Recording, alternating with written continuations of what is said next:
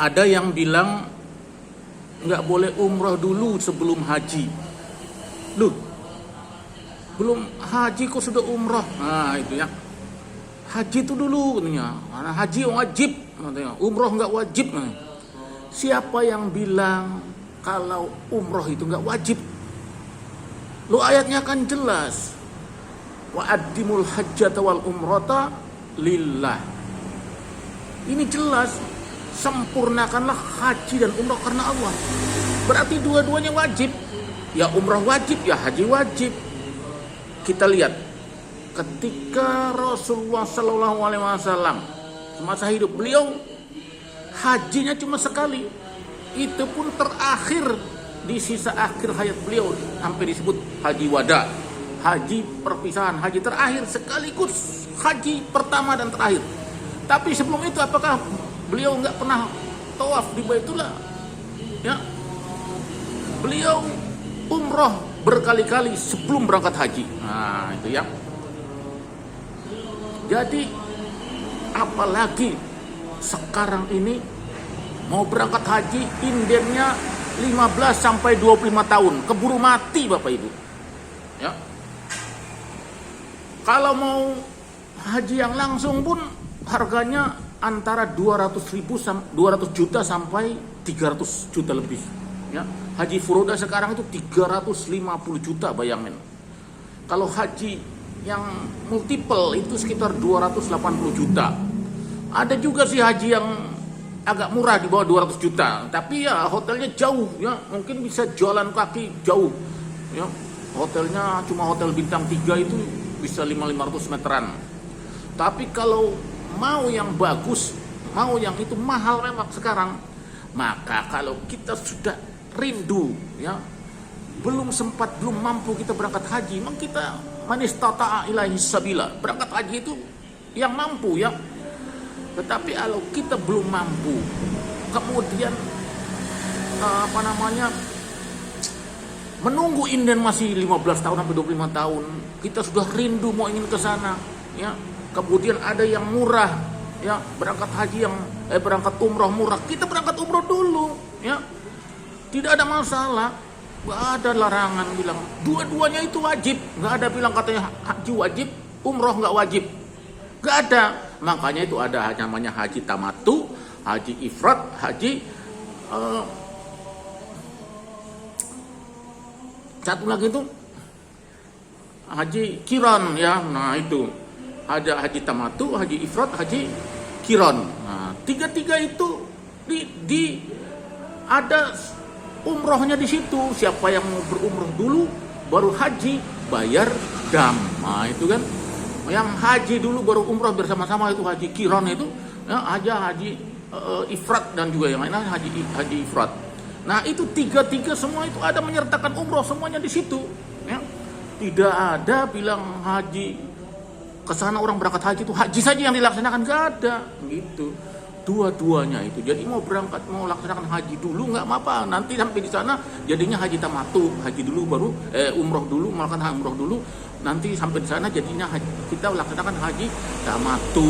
Jadi nanti tinggal bayar dam 1 ekor kambingnya, itu aja. Nggak usah ribet-ribet ya, nggak usah khawatir. Ya, apalagi sekarang ini ada juga yang menyatakan apa bisa berangkat umroh dengan biaya utang, pulangnya baru nyicil ya. Lo tidak ada masalah ya. Di dalam syariah Islam yang penting itu secara syariah ya.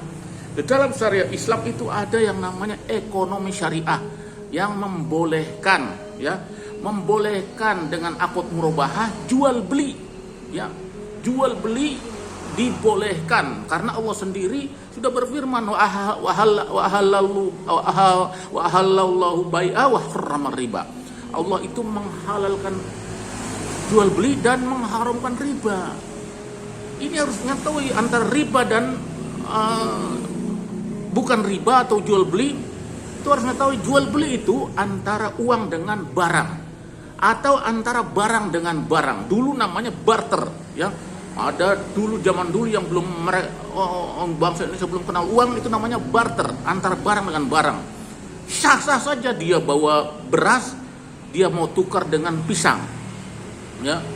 Sepakatnya beras berapa kilo dengan pisang berapa sisir, terserah mereka berdua kesepakatan berapa, nggak ada masalah, ya. Sekarang ini sudah mengenal uang dengan barang, ya. Itu namanya jual beli.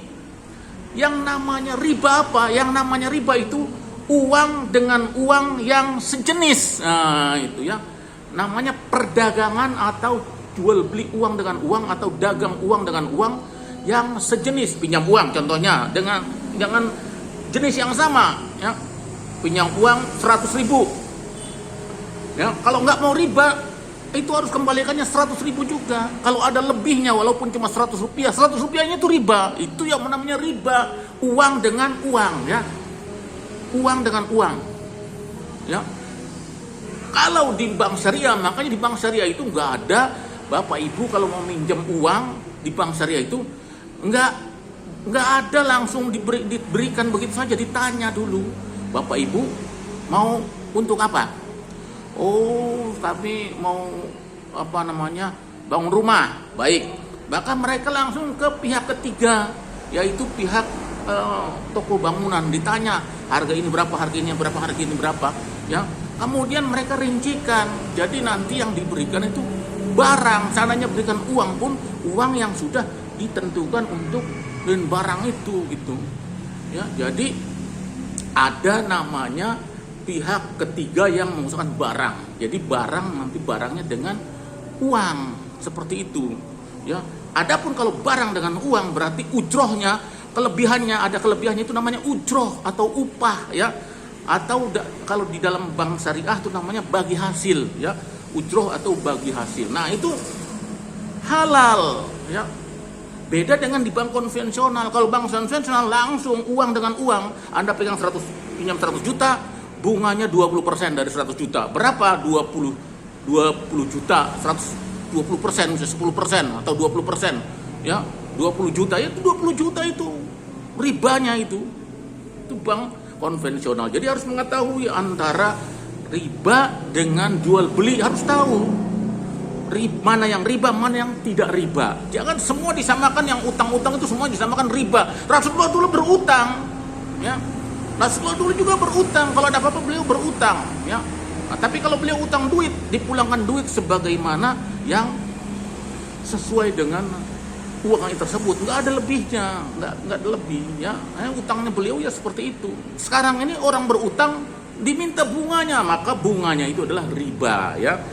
Kalau kalian mau memberikan hutang seseorang, silahkan, nggak dilarang kalian memberikan hutang, dan tidak dilarang juga orang mau berhutang, ya. Tetapi yang dilarang itu ada lebihnya, ada bunganya, itu yang dilarang, ya. Karena bunganya itu adalah riba. Nah, itu. Silakan mau jual beli uang seperti yang terjadi sekarang ini ketika mau Lebaran Idul Fitri, ya. Banyak sekali orang mau penukaran di pinggir jalan itu, ya. Padahal ada penukaran dari Bank Indonesia, ya. Itu nukar 100.000 dapat 100.000, ya. Bayar 100.000 sesuai dengan itu. Jadi tidak ada riba di situ. Bagus. Tetapi kalau nukar yang di pinggir jalan itu, kalian nukar 100.000, ada lebihnya 110.000, 120.000. Itu riba karena sama nilainya. Beda dengan money changer. Kalian harus tahu, money changer itu pertukaran uang dengan mata uang yang berbeda, bukan dengan mata uang yang sama. Rupiah dengan dolar, rupiah dengan ringgit, rupiah dengan real. Itu sah-sah saja harganya berbeda karena setiap mata uang beda nilainya, ya. Kalau rupiah dengan rupiah berarti kan nilainya sama. 100 rupiah dengan 100.000 rupiah dengan 100.000 rupiah berarti nilainya sama. Tapi kalau 100.000 rupiah dengan 100 dolar nilainya beda, bos. Kan kita tahu 1 dolar nilainya 15.000 rupiah, 1 ringgit nilainya 3.500 rupiah, 1 rial nilainya 4.500 rupiah. Beda, bos. Jangan kamu mau sama. Oh, saya tukar nih 100.000 rupiah dengan 100.000 ringgit. Nggak ada yang mau, bos. Ya, nggak ada yang mau, ya. Nah, nilai kamu itu ditentukan, maka manajer juga dia mau untung, ya. Dia mau untung, itu tidak masalah karena pertukaran atau jual beli mata uang yang nilainya berbeda, ya. Nah, Berarti hampir sama dengan jual beli itu. Kalau itu biasa ya, misalnya kamu kamu mau beli mata uang ringgit. Nah, kamu udah tahu satu ringgit 3.500 rupiah. Tapi di money changer ini dia jualnya bukan 3.500, dia jualnya 3.600 atau 4.000 rupiah. Kamu tetap mau beli di money changer ini ya, silakan kamu bayar. Satu ringgitnya 3.500 atau 4.000 rupiah, nggak apa-apa. Itu sah-sah saja. Secara umum nilainya mungkin 3.500 rupiah, dia jualnya 4.000 rupiah, nggak ada masalah. Ya, untungnya dia karena tiap money changer kan mau untung.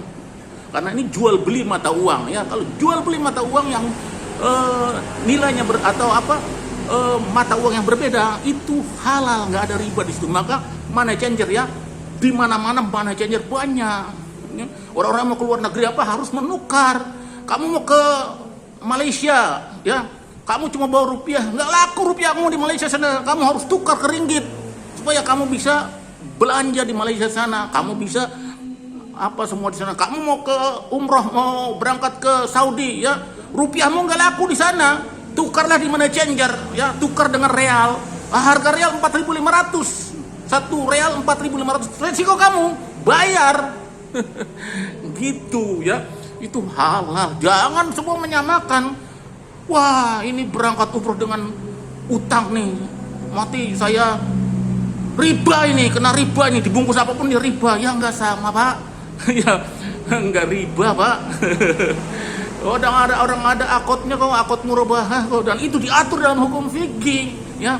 Jadi ekonomi syariah itu mengatur ya, mengatur bagaimana kita berekonomi, berdagang ya secara syariah, tidak kena riba gitu. Jangan semua disamain riba. Kami menyiapkan ya, kan program kami ya, MHU menyiapkan berangkat dulu pulang baru bayar.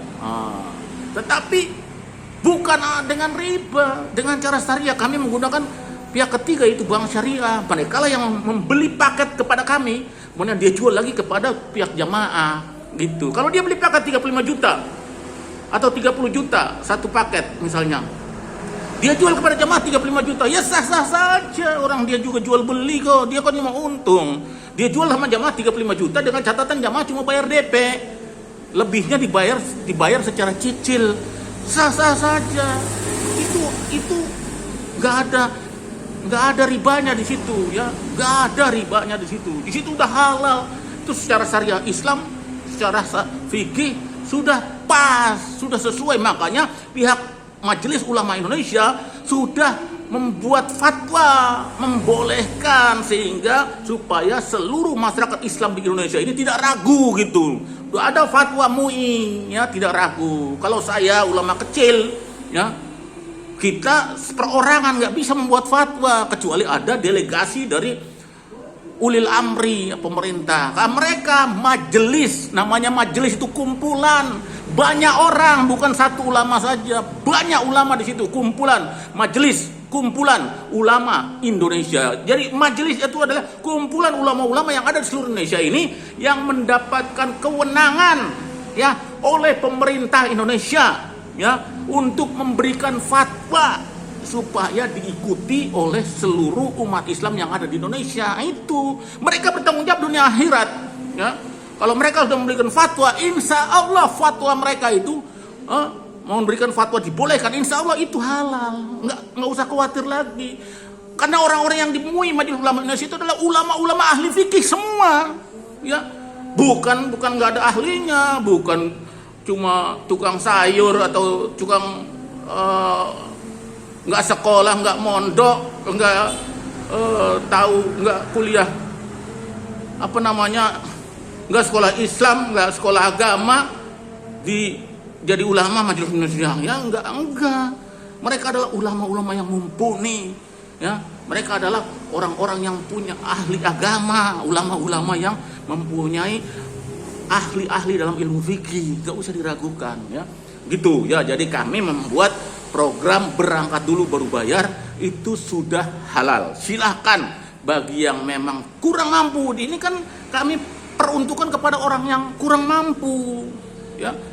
Uangnya cuma 10 juta ya, sedangkan ini harus 30 juta. Mau nabung dulu, waktunya masih lama lagi, mungkin bisa 1 tahun 2 tahun lagi. Dia mau berangkatnya sekarang. Bagaimana caranya? Silahkan gunakan itu, berangkat dulu pulang baru bayar, nanti dia bayar DP aja sekitar nggak sampai 10 juta itu. Taruhlah 10 juta untuk dia berangkat, untuk uang sisanya untuk uang jajan di sana misalnya kan. 10 juta itu udah cukup dia untuk bisa berangkat. Pulangnya, adapun pulangnya baru dibayar cicil sebulannya cuma 1 juta, kan enteng, ringan, ya, meringankan. Ya, keuntungannya apa mereka? Keuntungannya waktu. Jamaah mendapatkan keuntungan waktu yang harusnya 2 tahun baru berangkat atau 3 tahun baru berangkat, ini dia sudah berangkat duluan. Itu keuntungannya. Jadi semua diuntungkan. Dari pihak Bank Syariah diuntungkan dari segi materi, mendapatkan ujroh, mendapatkan kelebihan, mendapatkan bagi hasil ya antara 5 juta sampai 6 juta. Ya, sedangkan dari pihak jamaah sendiri mendapat keuntungan waktu yang seharusnya 2-3 tahun lagi dia baru berangkat, dia sudah bisa berangkat sekarang. Itulah keuntungannya. Ya, karena kalau 2-3 tahun lagi yang kita berangkat, siapa yang bisa menjamin kalau kita ajal menyebut kita udah nggak jadi berangkat gitu ya. Loh Pak Ustadz, gimana nanti kalau kita utang nyicil terus kita meninggal, loh, kita tinggalkan utang? Nggak ada ya, jangankan di bank syariah, di bank konvensional saja Anda berhutang di bank konvensional itu yang ada ribanya itu, ya itu sudah ada tanda tangan sesuai dengan notaris ya, bahwa apabila yang berhutang nasabah meninggal dunia, dinyatakan hutangnya dinyatakan lunas, dibuat pemutihan ya. Yang penting serahkan akte kematian, itu aja. Jadi kalau Anda meninggal, suruh sebelum Anda meninggal ya, cuma diwasiatkan saja kepada keluarga buat akte kematian ya. Atau nanti keluarga yang berhubungan dengan pihak bank nanti yang kasih tahu bikin akte kematian, serahkan akte kematian saja, selesai. Nggak ada lagi, dan itu perjanjian itu sudah sesuai dengan akad ya. Perjanjian sama manusia itu kalau sesuai dengan akad, sudah ada ikhlas, Allah pun meridhoi ya. Yang penting kita sama manusia itu kan hablum minanas. Hablum minanas sudah saling ikhlas, hablum minanas sudah terjadi akad, sudah saling sepakat. Apalagi yang jadi masalah, dimasalahkan, nggak ada lagi, itu sudah sesuai. Gitu ya. Allah Subhanahu wa taala itu nggak mau campur tangan urusan manusia. Hablum minanas itu selesaikan dengan manusia. Kalau kamu sudah sepakat seperti itu, Allah terima saja gitu. Tapi kalau nggak ada kesepakatan, ya Allah juga nggak bisa campur tangan kamu. Misalnya kamu nyolong, kamu nipu orang, ya Allah saya minta ampun, ya Allah saya nipu orang. Bagi Allah bilang ya kayak ampuni. Tapi orang yang kamu tipu, coba temui dulu. Apakah dia sudah memberikan ikhlasnya? Apakah dia sudah mengikhlaskan atas perbuatanmu kepadanya itu? Temui dia, namanya hablum minas, Allah nggak nyampur. Masalah kamu minta ampun sama Allah, oke, Allah ampuni. Tapi masalah kamu dengan hablum minas, dengan yang bersangkutan itu, kamu harus temui dia. Makanya kalau kamu nipu orang, kalau cuma 1 orang masih enteng, tapi 1 orang juga di dunia ini saja kamu nyari 1 orang aja susah. Apalagi di padang mahsyar nanti kalau kamu diminta suruh nyari 1 orang. Allah, manusia sejak zaman Nabi Adam sampai hari kiamat nanti kumpul semua di sana. Kamu nyari 1 orang ibarat mencari jarum di tengah padang rumput, padang rumput. Apalagi kalau yang kamu tipu ribuan orang. Na'udzubillahi min dzalik. Tahu sendiri susah. Begitu jamaah yang mulia Allah. Assalamualaikum.